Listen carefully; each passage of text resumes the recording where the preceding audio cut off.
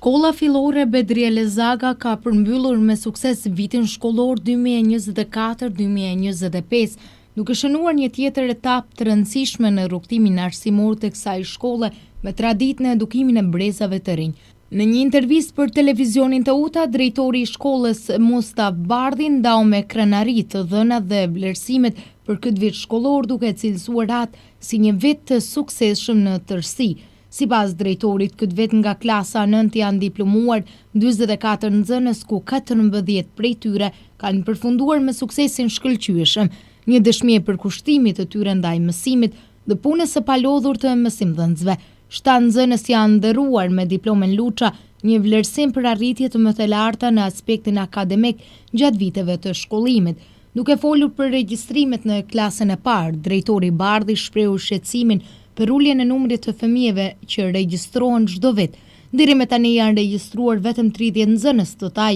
shifër që paraqet një trend në rënje të vazhdueshme. Në lidhje me kuadrin mësimor, ai konfirmoi se të gjithë mësimdhënësit janë të kualifikuar dhe të përgatitur për lëndët që japin, duke vlerësuar këtë si një nga shtyllat kryesore të suksesit të shkollës. Sa i përket procesit mësimor të cilit kemi vazhduar këtë vit shkollor, mendoj që shkolla jonë me krenari e kam përmbyllur vitin dhe ne kemi përcjellur 44 nxënës në klasën e 9 dhe pak a shumë kemi krijuar një atmosferë pozitive si në përcjelljen e tyre, në ceremonitë e tyre, me suksese dhe me gjitha ato arritjet që ato kanë pasur gjatë gjithë kësaj periudhe në shkollën tonë. Mendoj që jemi munduar që t'ju ndihmojmë të gjithëve, që mos të hasin në vështirësi edhe në shkollimin e mëtejshëm, mirë po do thotë jo t'ju ndihmojmë që t'i regjistrojmë ne, por të paktën punë tona, obligimet tona t'i kryejmë me kohë, do thotë edhe më shpejt, me qëllim që t'i lehtësojmë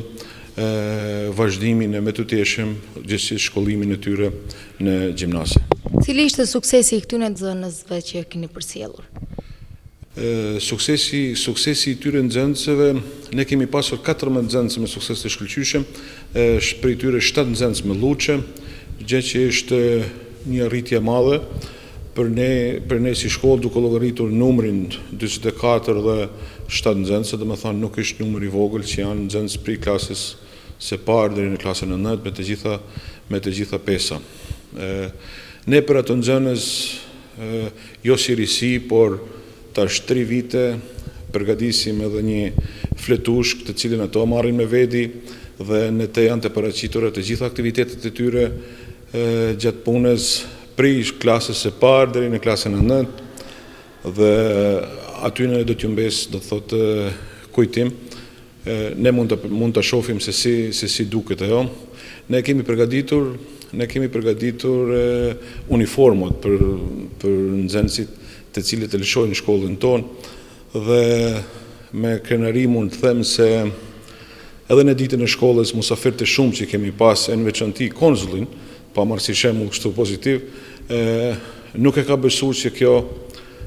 është një shkollë shtetërore, por më ka thënë që këtë shkollë dikush e financon, kjo shkollë është një kolegj, kjo shkollë është private, sepse kështu nuk kemi vretur as në Tiranë, çdo gjë e planifikuar mirë dhe çdo gjë në mënyrën e vet më profesionale, e punuar dhe e shfaqur në skenë, do të thotë, nga të gjitha ato nxënës. Kështu që unë me krenari mund të them se nxënësit tonë janë të shkëlqyeshëm dhe janë edhe për nga sjellja, do të thotë, në krahasim me disa shkolla që kanë problematikat e veçanta, shkolla jonë për fat të mirë ne nuk kemi pasur asnjë problem të theksuar sa i përket dhunës, sa i përket rrahjeve, do të thotë, ose problematikave të cilët mund neshin shkolla tjera. Dhe unë vazhdimisht dhe në takimet që kemi dhe vazhdimisht, sepse Ministri i Arsimit ka bërë një hap para për dallim prej tjerëve që bën një herë në muaj takime të gjithë drejtorët dhe aty secili drejtor mund të shpalos shqetësimet e veta, anën pozitive dhe anën negative. Dhe në diskutimet e mia pothuajse të gjithë çuditën kur unë ju them që shkolla jonë nuk ka asnjë problem. Në shkollën tonë nuk na duhet asistent për dhonë, nuk na duhet polic. Pavarësisht se nuk më them se nuk ka ndonjë problem të vogël eventualisht, sepse ato fëmija duke luajtur edukat fizike dhe mund shtyren. Mirë po, çështja është që çdo gjë mbyllim brenda shkollës dhe çdo gjë, domethënë, përfundon në atë anën pozitive, sado i vështirë ose sado keq të jetë fillimi. 44 fëmijë ta saktësoj kështu për cilni, por për sa të tjerë, për sa të vegjël hapen dyert e kësaj shkolle. Ky është problemi dhe shqetësimi më i madh që unë flas vazhdimisht, sepse vazhdimisht jemi të pasur një ramje të lehtë, do të thotë duke llogaritur ikjet dhe ardhjet. Nëse themi ikjet janë 44 nxënës ose 100%, ardhjet ne vazhdimisht i kemi ose 10% më pak. Do të thotë deri tash në këto momente kemi të regjistruar vetëm 30 nxënësa. 30 nxënësa në klasën e parë. Nuk më të them që është numër krejtësisht i dobët, por edhe jo aq, do të thotë se si janë disa shkolla tjera që kanë fluks të madh. Ne llogaritna si shkollë mesatare në Maltësi, sepse numri i nxënësve në përgjithësi është 340 dhe llogaritmi si shkollë komode për zhvillimin e të gjitha aktiviteteve. Nuk kemi klasë të grumbulluar me nxënës, kemi staf të specializuar dhe të perfeksionuar secili në fushën e vet dhe gjatë kësaj periudhe ose gjatë gjithë kësaj periudhe që unë jam në krye të institucionit, jam munduar që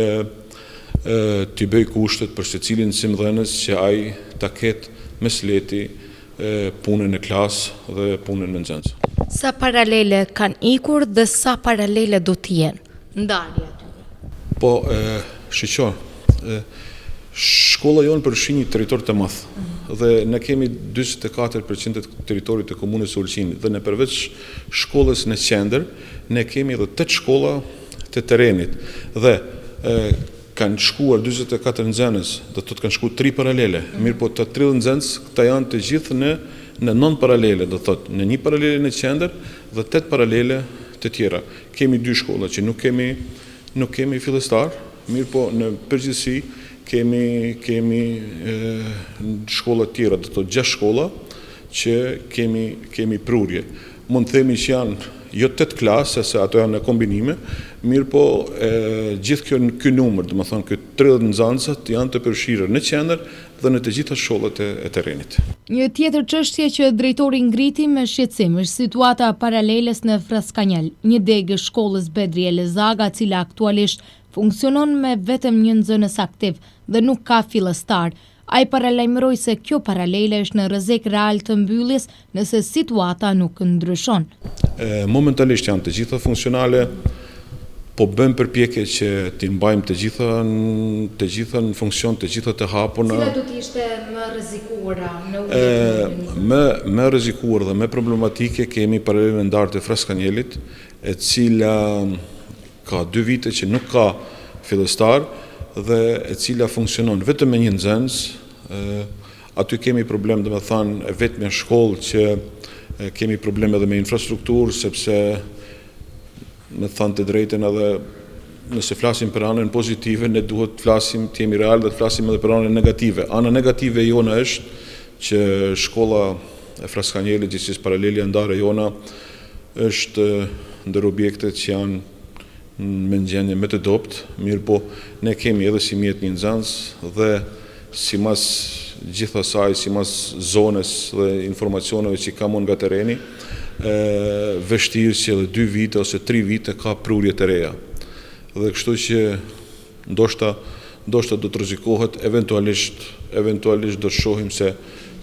ç'a mund bëjmë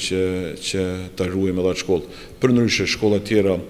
kanë numër të mjaftueshëm që të rrinë të gjitha të hapura. Kemi një risi Për shembull, kemi paralelen e ndarë të Kleznes që dikur ka qenë pyetje me umshel, është mbajt një vit që s'ka pas nxanca, një nxancë, dy nxanca, ndërsa sot kemi llogaritet në shkollat pothuajse me numër nxancave gati si në qendër. Dhe kështu që për atë arsye ne duhet jemi të kujdesshëm, do të thotë edhe në formimin e paraleleve duhet jemi të kujdesshëm se si të veprojmë, sepse nëse një shkollë mshelet, është shumë problem të hapet. Mirë, po nëse ne e ruajmë, atëherë mund të vazhdojmë me të. Megjithatë, në fund të intervistës, Bardhi dha një mesazh shprehje duke theksuar se shkolla që ai drejton ndodhet në gjendje të mirë infrastrukturore dhe është e pajisur me të gjitha mjetet e nevojshme për zhvillimin e mësimit, fal punës së pandërprerë të stafit dhe mbështetjes nga donatorët lokal. Momentalisht, nëse ju me syrin e kamerës suaj, do të thotë që jo të krenoha mund, sepse është lehtë të krenohesh nëse të je, domethënë, pjesë në krye të institucionit dhe je përgjegjës, mirë, por nëse ju mund shkoni në secilin kabinet ku keni ju dëshirë dhe mund të vëreni ndryshimet dhe mund të vëreni kushtet pozitive që ka të bëjmë me secilin nxënës, me secili mësimdhënës që t'i lehtësohet puna në klasë. Unë edhe kërkesat ndaj ministrisë që janë, sidomos kohën e fundit që më janë përgjigjur në shumë raste pozitiv, ne jemi në pritje të ndërrimit të inventarit të kabineteve të shkollës nga ministria, mirë po, për fat të mirë dhe ku nuk kemi mujtur dhe ku nuk kemi pasur përkrahjen e ministrisë, ne vazhdimisht na ka ndihmuar edhe pushteti lokal i Ulqinit, na ka ndihmuar diaspora jonë, e cila në çdo moment më është gjetur pranë dhe kanë respektuar mundin ton, sepse ne jemi aktiv edhe në faqet